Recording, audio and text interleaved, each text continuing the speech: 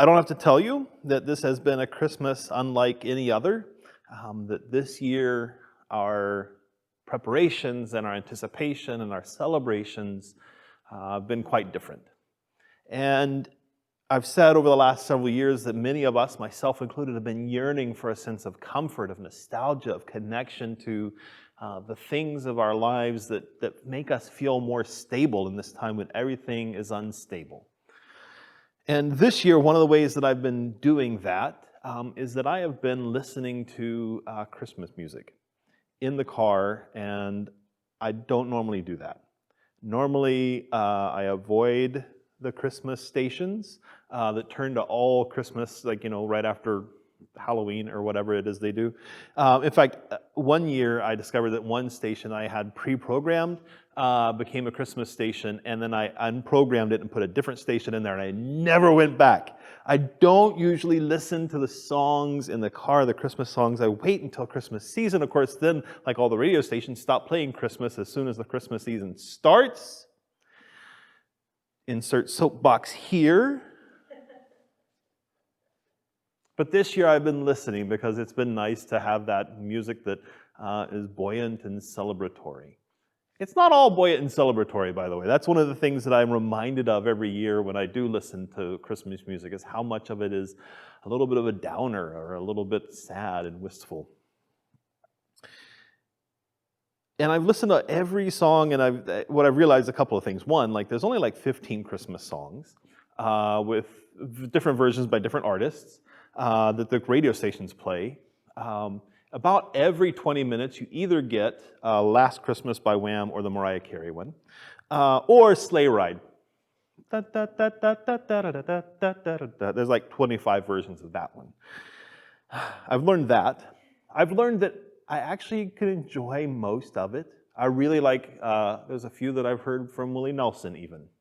And if you haven't heard Willie Nelson singing Frosty the Snowman, well, you're really missing out.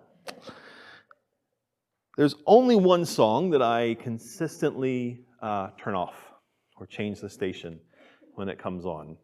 It's a Christmas song. It is not, in fact, Baby It's Cold Outside. That's a sketchy song. I've only heard it once, and I listened to it just to see if I was actually, as bad as I remember in all the articles. It is, it's pretty sketchy. But I listened to it. The song that I never listened to is Do They Know It's Christmas by Band-Aid. And Band-Aid, if you don't know, is one of those supergroups like We Are the World and Live Aid. Bob Geldof put this together too, like he did a lot of those other things, and it was a fundraiser. Lots of sort of top British recording artists got together to do Band-Aid in 1984, I think, and then they've re-recorded it several times since for a different cause. And they raise money. Originally it was raising money for a famine in Ethiopia. This is a good thing. I am grateful for folks who use their gifts to care for others. I would point out that they raised something like $25 million. That's not bad. They had 20-something recording artists, most of whom probably could have given $1 million or more. Maybe they did. I don't know. I'm not opposed to the idea of recording a song that raises money and awareness for folks in a different part of the world or anywhere that need help. That's not bad. They've redone it, like I said, a few times, and they've had a different area of emphasis each time, always in Africa, because the song, the lyrics talk about Africa. And this is where the problem is.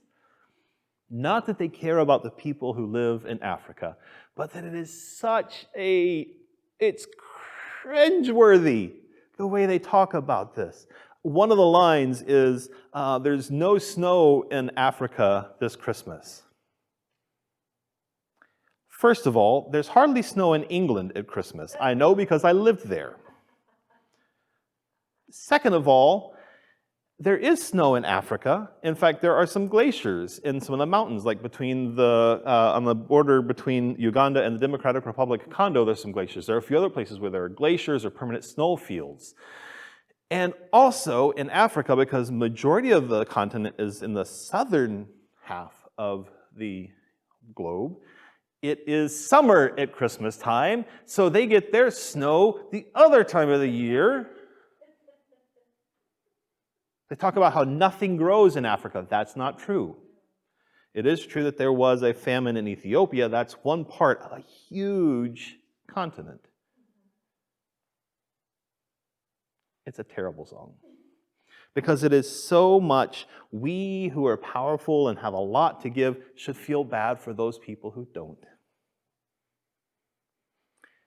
And all of that would be enough reason to turn it off. But the reason I cannot, as soon as I hear the opening off, is because there's a moment, and Bono, who I like from U2, sings this line, and he's sung it every time they've re-recorded it, as far as I know. He's the only artist who's sung all 3 or 4 times they recorded this silly thing. And the song is, "Thank God it's them instead of you." And that is blasphemy. You can be grateful. We should be grateful for what we have in our lives. But God did not choose to give something to us at the expense of someone else.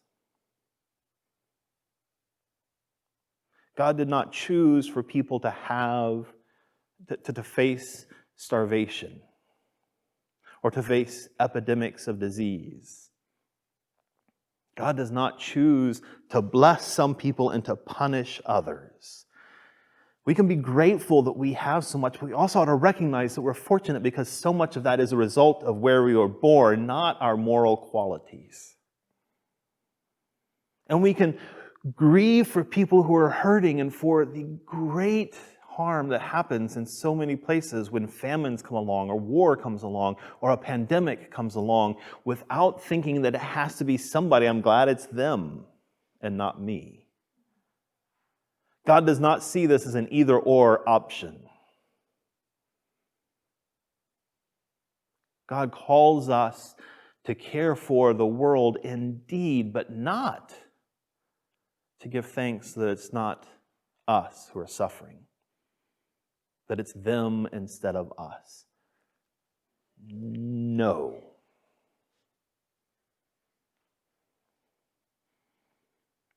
There are lots of great Christmas songs. But my favorite, I think, is the one that we read from the Gospel of Luke this morning. Mary's, it's now called the Magnificat, her song of praise. And you might argue that it's technically an Advent song because she sings it while she's still pregnant and Jesus hasn't been born, which is, of course, when Christmas starts. But she's singing about what happens in the incarnation and the work of God to bring the world to justice and wholeness and healing. And that is the work of Christmas. So this is the first Christmas song, and I think still the best.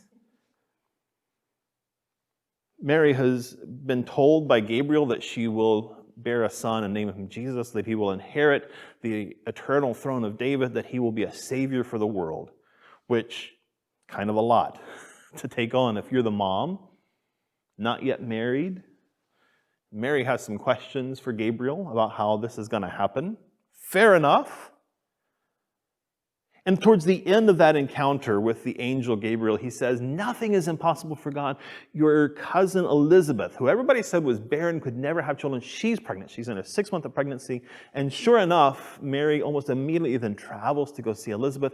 And when she gets there, they both realize that the children in their wombs are celebrating being brought together in, I guess it's not a reunion.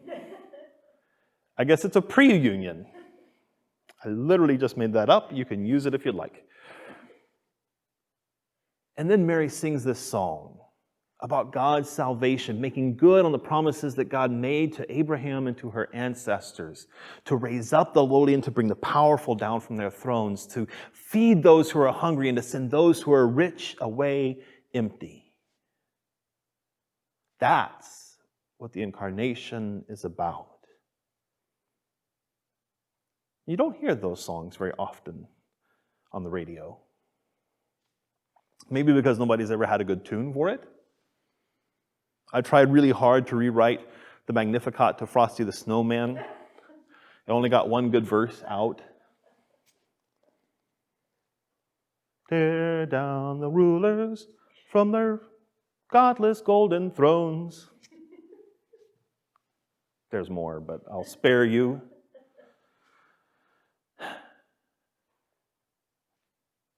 it is good. It is good to feel the sense of warmth and connection and nostalgia, to be gathered with our community, with our family, our friends. It is good to have a beautiful Christmas tree to decorate, to remember those ornaments that your kids made when they were 3 that are still barely together, that are made out of paper mache and stuff. It is good to sing songs. It is good to sing Mariah Carey at the top of your voice with your windows rolled up as you're driving to Target. All of this is fine. Cookies and candy. This is good. But the real message of the incarnation, of Christmas, is not that we get to spend time with our families. It is not that we get some nice presents or new underwear. It is that God so loves the world that God comes in this fragile child to redeem what is broken, to restore what has been torn down, to displace the powers of the world and to bring in the power of love, because that is the means by which our world and we are healed.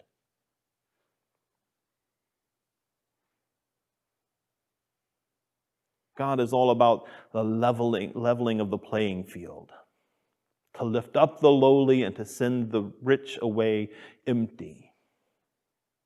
And here's the thing that I recognized and realized for the first time this week as I was reading this passage, that this is Mary's song of the Magnificat, is written in poetic form with the lines in poetry in the Hebrew in the original texts, as far back as we can find. This is set up as poetry. And in the line that she talks about that you shall send the rich away empty, but the hungry you shall fill with good things. Those lines are together, which suggests that there's a bit of a contrast, compare and contrast that's happening here. And when Mary sings that the rich will be sent away empty, she doesn't mean the billionaires and the millionaires, because it's not the rich will be sent away empty and those who don't have as much money will be lifted up. It is that those who will be hungry will be filled, and the rich who have been eating and feasting will be sent away empty. And that suggests, brothers and sisters, that most of us are rich. And in the global context, that is absolutely true. Most of us are among the richest 2 or 3% in the globe because we have a home, we have a vehicle, we have food.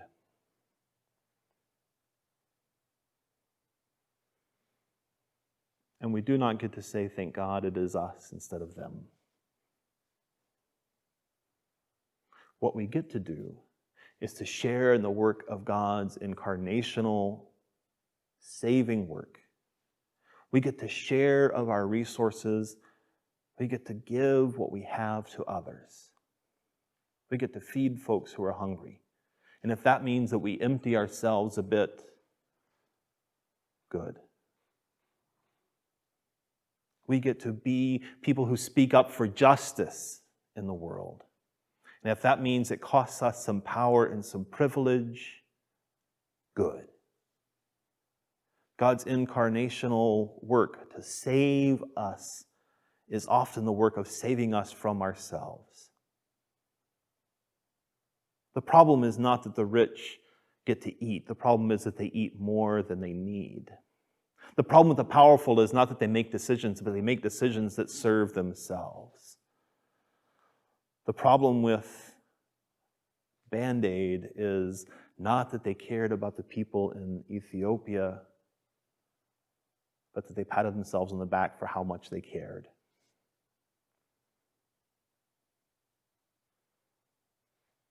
The incarnation is good news, even if it's a little bit annoying sometimes, because when we recognize that we are the powerful, wealthy ones, we recognize that the good news can be costly, but that does not mean it is not good news, and that is hard for us to understand sometimes, isn't it? But the rich cannot be filled with God until we are emptied of the things that have taken God's place.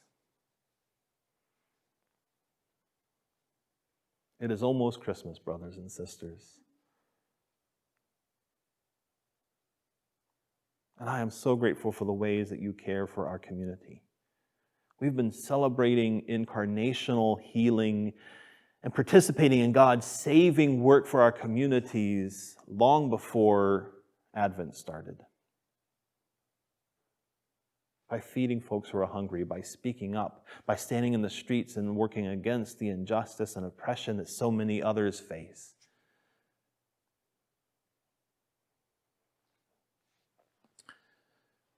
I forgot to grab my poem first. I'll be right back. Don't go anywhere. You know this song, or this poem, you've probably seen it before. It comes from one of our great prophets and leaders of the early civil rights movement. When the song of the angels is stilled, when the star in the sky is gone, when the kings and the princes are home, when the shepherds are back with their flock, the work of Christmas begins. To find the lost, to heal the broken, to feed the hungry, to release the prisoners, to rebuild the nations, to bring peace among siblings, to make music in the heart. This is the work that we are called to, sisters and brothers. And I'm so grateful that this Christmas season we have been sharing that work for so long, and that we will continue to share that work together. It is almost Christmas. Thanks be to God. Amen.